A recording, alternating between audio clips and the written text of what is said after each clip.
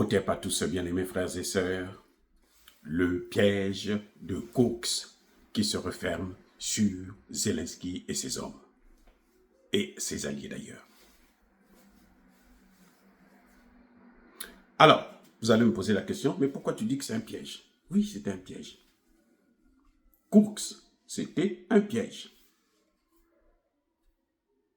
Les amis, Vladimir Poutine savait que les Ukrainiens devraient rentrer dans Koks. C'est d'ailleurs ce que nous disent tous les grands experts, les plus objectifs. C'est ce qu'ils vous disent. Poutine savait.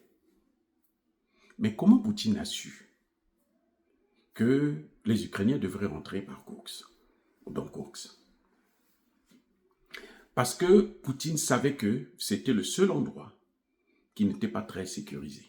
Ça, c'est un. Deux, Poutine savait que, comment on appelle la capitale de Koks là? Sodia ou Sodia? C'est une petite ville de près de 5000 habitants seulement. Donc, ce serait facile de l'occuper. 3. Il y a une centrale nucléaire à Koks. Si les Russes et les Ukrainiens pouvaient prendre cette centrale nucléaire, il y aurait échange, ils allaient négocier, faire le chantage pour la centrale de Zaporizhzhia. Et que fait Poutine alors, quand il a su tout ça? Il s'est dit, il s'est organisé. Il s'est organisé. Il dit, on va faire de ça, il y a un terme qu'on emploie là, dans ce cas de figure. Vous voyez, on va en profiter pour les massacrer. Techniquement, on parle de poche de feu. Une poche de feu, c'est une zone où on détruit l'ennemi. On laisse l'ennemi s'installer tranquillement et on le détruit. C'est ça qui s'est passé à Koks. Une poche de feu. Pas un chaudron. Un chaudron, c'est lorsqu'on encercle et puis on vous envoie tous au repos éternel. Là, vous rentrez et on a déjà prévu un mécanisme pour vous détruire. Vous voyez? Maintenant, qu'est-ce qui s'est passé exactement? Poutine savait que si les Ukrainiens rentrent à Koks, ils ne peuvent pas rentrer comme ça. Ils vont prendre parmi les meilleures élites sur le front du Donbass, sur le front ukrainien. Ces gens-là ne peuvent pas combattre à Koks et sur le front ukrainien. Donc, ça va affaiblir le front ukrainien.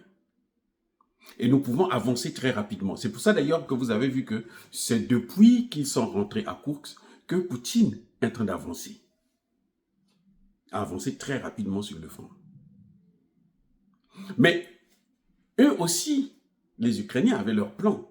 Mais c'était un plan risqué. Parce que les Ukrainiens se disaient que nous, notre objectif, c'est prendre la centrale de Soudia. C'est prendre cette grande centrale et puis maintenant, on va faire chanter les Russes. Et puis, si nous prenons Koks, on pourra dire à Poutine lors des négociations, écoute, si tu veux que nous on te libère Koks, ben toi, tu laisses notre Donbass. Voilà l'échange. Donc, c'était un pari risqué de part et d'autre. Moins risqué pour les Russes parce que, vous savez, quand tu es chez toi, tu es fort. Hein? Quand tu es chez toi, tu es fort. Donc, les Russes ont pris le risque. Les Ukrainiens aussi ont pris le risque. Et les Ukrainiens ont perdu. Pourquoi je dis ils ont perdu? 67 soldats. 67 000. Pardon. 67 000 soldats sont tombés là-bas. Et pas les moindres. Parce que quand on dit 67 000, le chiffre là, ce n'est pas seulement ceux qui ont été envoyés au repos éternel, il y a aussi les blessés. 67 000 à Koks seulement. Et c'est un manque à gagner pour la zone de front. C'est un manque à gagner. Parce qu'aujourd'hui, les Russes sont allés jusqu'à Soumy. La ville, là où les Ukrainiens avaient placé leur base pour rentrer en Koursk. Et à Soumy, il y a beaucoup des experts, des officiers de l'OTAN qui sont partis.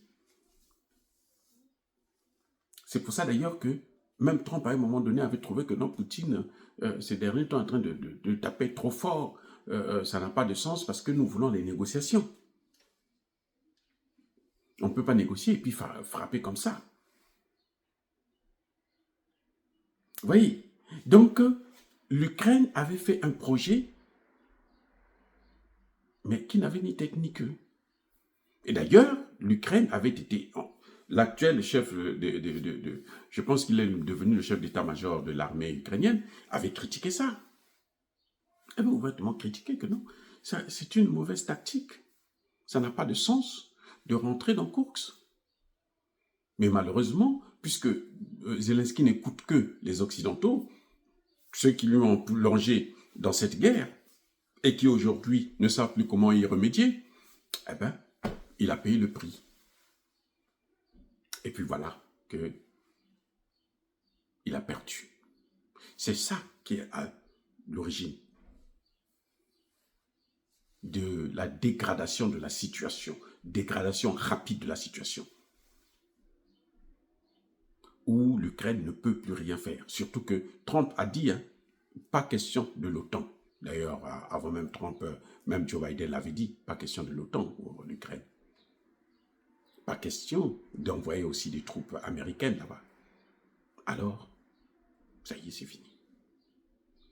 Et nous apprenons que le chef d'état-major de l'armée russe a parlé en vidéoconférence avec son président, le président Vladimir Poutine, pour lui dire que le problème de Koursk, il est terminé. C'est fini, il n'y a plus Koursk. Les Russes ont maintenant le contrôle total de la situation à Koursk. Il n'y a plus rien à faire. L'Ukraine n'est plus une menace à Koursk. Zelensky n'est plus une menace à Koursk. Il y a encore une petite poche de résistance, mais ils sont encerclés, ils peuvent aller nulle part.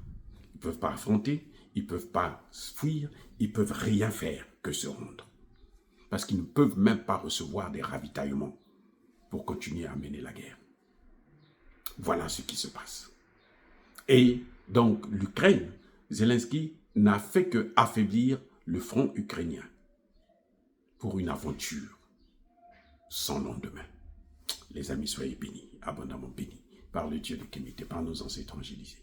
Mais que tous ceux qui persécutent le continent africain, le pillent et le déstabilisent, qu'ils soient noirs, blancs, chinois, arabes, juifs, indiens, qui qu'ils soient punis, maudits, foudroyés, neutralisés, écrasés, effacés par le Dieu de Kémit et par nos ancêtres évangélisés. Vive l'Afrique éternelle, j'ai dit et j'assume.